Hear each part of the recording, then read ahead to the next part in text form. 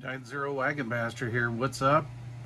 So this is going to be an interesting little project.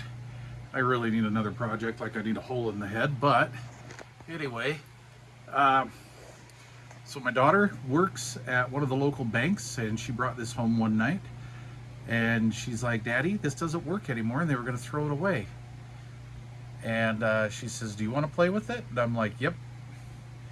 So what it is it's a little console radio here, stereo. It's got a speaker on each side, as we can see. And I'm going to say this is about early 2000s. I really can't find a date code on it as of yet. This is the back panel of it. And yeah, so what the problem with it is this has an external 12-volt power supply. And it's, you know, like it kind of resembles like a computer charging device, where it has an AC cord, the little brick, and then a little cord that goes to this wire harness on the back of here, right? Anyway, well, that was the problem. So I hooked up 12-volt bench power to it, and this stereo worked decently. The display was all faded, and you know, the thing's been on in an office setting for 20 years, I guess. So again, I haven't found a date code yet, but as I'm sitting here looking at this, I'm thinking, you know, that size looks awfully familiar. I've seen that size before. It is basically a DIN, a double DIN. I'll show you. Okay, so I've got the thing torn apart, and this is what we would call a bulker stereo, a bulker. And these have basically no brand names. They're very, very generic and very low quality, but they're hole fillers, what we used to call back in the day a hole filler. Car lots would buy bulker stereos like this. You could buy a case of them for like 125 bucks, you know. Usually we saw back in the day Magnadyne, ARA, AudioVox, and some Nippons. They were a little bit more expensive, but anyway, this is a double DIN sized chassis.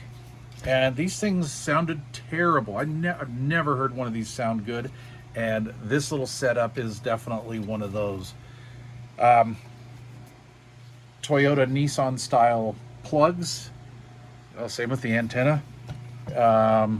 What we call Toyota mounting bracket here. These were meant to go in pretty much any Japanese car, and they would have like a pocket underneath sometimes, or just tabs on these brackets. And anyway, it makes it super easy to install, and you would get a generic power plug that was just basically, you know, illumination, power, ground, maybe a power antenna lead, etc, but that's like a Toyota style plug, Nissan Toyota style. So anyway, pretty cool. And this was their little Bluetoother unit right here, and it wired into the little IR receiver. This was like an infrared remote control, and it just went in there. So anyway, I need another project, like I need a hole in the head, like I said. However, I saw this and I thought, you know what, we might be able to do something cool with this. Okay, so I've got it mocked up here, and I hooked it up, or I mounted it to that factory mount that they had down there, which is pretty close. I'd say it's about 3/8 of an inch off, so I can make up for that. There's a little bit of daylight on each side, so I can do a few things here. I can add some trim pieces here. That'll be no problem. I do that when I finish up this bottom piece. But as far as the bottom piece goes, because this is what they call a single DIN, D-I-N style radio, and the radio that I pulled out of there, the bulker that I pulled out of there, is what they call a double DIN. In Toyota Nissan world, back in the day, when we would put in a single DIN and a double DIN opening, we would use a pocket. Metra kits had pockets that you could put down in there, like a sunglass pocket, or you know, you could put something down in there, a little storage pocket. And I just went rifling through my toolbox and stuff, and I don't have one, so I might run down to my buddy's stereo shop and see if I can get a DIN pocket. Next time you see this radio, this project should be completed. I'm gonna go get parts this weekend for it and try to finish her up. Stay tuned for part 2. Okay, so we're going to fast forward about 10 days here, almost 2 weeks, and I want to show you what's going on here. So this is the reason why this project kind of slowed down a little bit. So now I should have known not to do this, but I was in a hurry, and this is what I get for not listening to my gut here.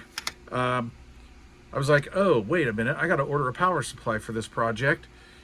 So, because I want an inboard power supply. I want this self-contained pretty much.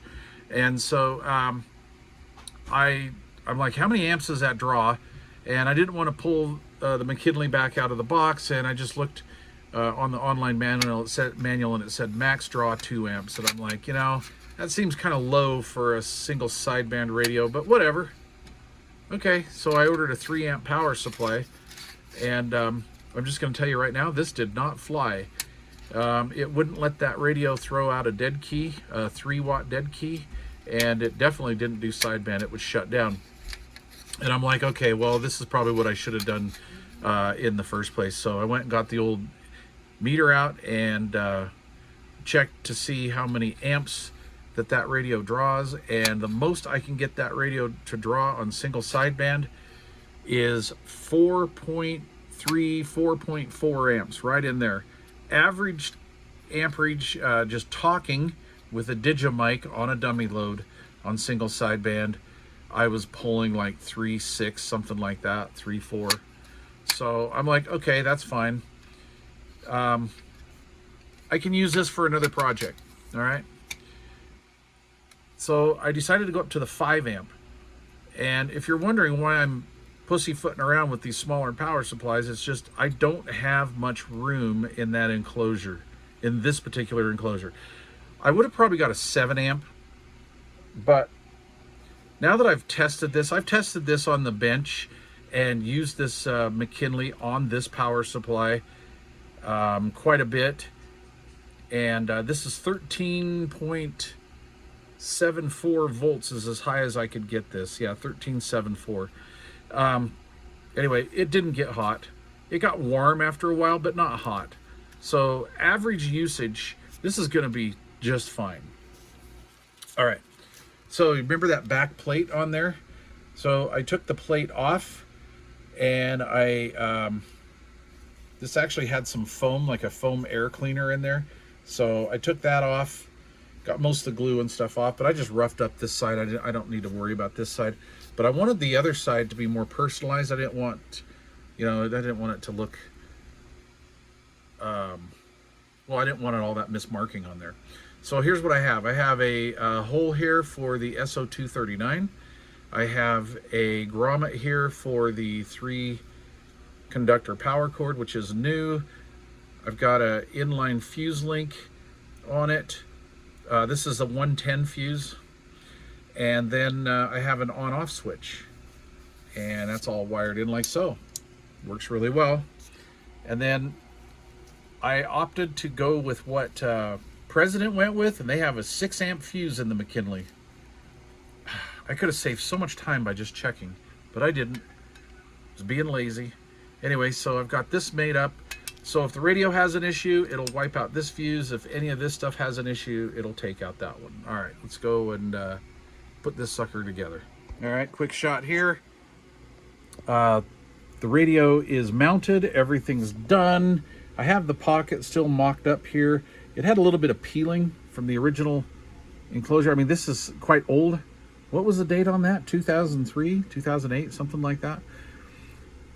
I have this speaker out here because I was going to try to get that little 3 amp supply in here, and it would have fit, and I could have drilled through and had more room in the back of this, but that's okay. I'm still not too hip on those speakers, but I'm going to use them anyway, and then we'll just have to go from there. So anyway, I got our Toyota Pocket here, and we have the radio. I was thinking about doing just a piece of ABS and putting a clock in there, and I may still do that. But for now, we're going to use the Toyota Pocket, and I just like the look of that. I think it looks kind of cool. Okay, so here's what we're looking like in the rear. Here is my hardwired coax connector, and I have that wire tied inside of here. It does not move around inside. It's not going to work the wires around. I wanted to do a better job. I just didn't have any plugs that fit that hole. My plugs were just about a 1/16 of an inch too large for that, and I did not want to waller that out, because if I ever put this puppy back together, then I can go back and use the wherever I put it. Anyway, I can go back and use the OEM SO239, and that mark right there is a botched solder attempt. Don't ask. Anyway, so I got the speakers all wired up, and we're ready to go. So yeah, game plan on this is basically like this. I'm going to wire tie these up. These are going to go up higher. I'm going to put the power supply in there. I've got my little thumb screwdriver. I'm going to tack a little screw in there and hold that down so she doesn't slosh around in there, and put that plate on, and then tighten this up. Yeah, buddy. All right, there it is, the base station that President never built. So I got to clean it up, but it's all put back together. Very sturdy. You can bang the thing around. Nothing's going to shift. Nothing moves around. Like I say, I've got to clean it, detail it, rubber down. But it sounds pretty good.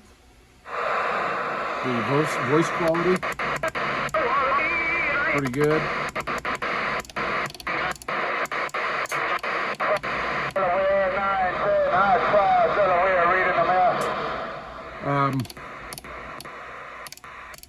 There were a couple bassy stations out there on 28, and they sounded really good. I mean, I could play around with the speakers and maybe try to get something a little bit better.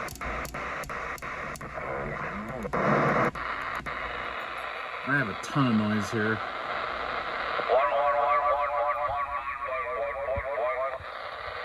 And you're off frequency. But anyway, there's that. All right, let's take a look at the rear panel. It is a LED power supply in here. And by the way, I'm not getting any noise from it. I've switched back and forth from my linear power supply to this one, and there's no noise. So here is a Master 110, 2 amp fuse in here currently.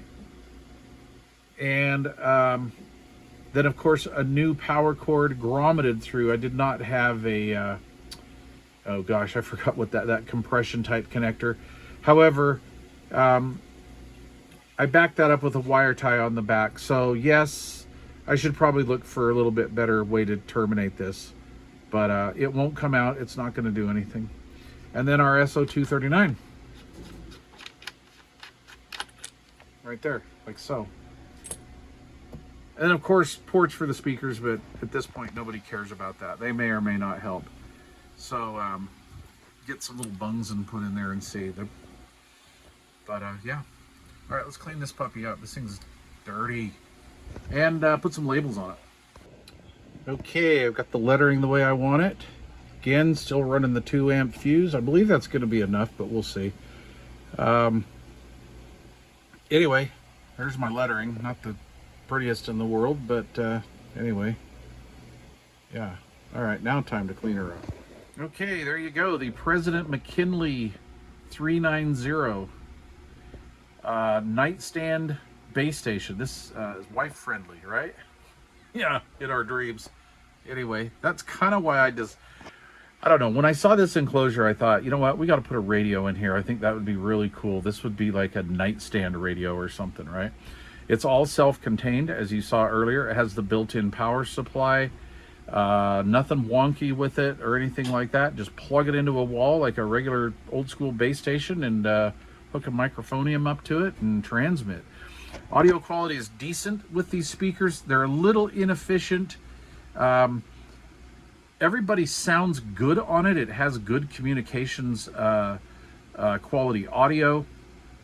McKinley's, in my opinion, sound best receive-wise on AM. I think these are a heck of an AM radio.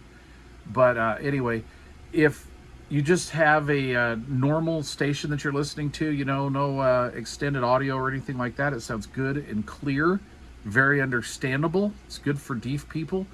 Now, I heard a couple guys with some boosted lows in their audio, and it came through.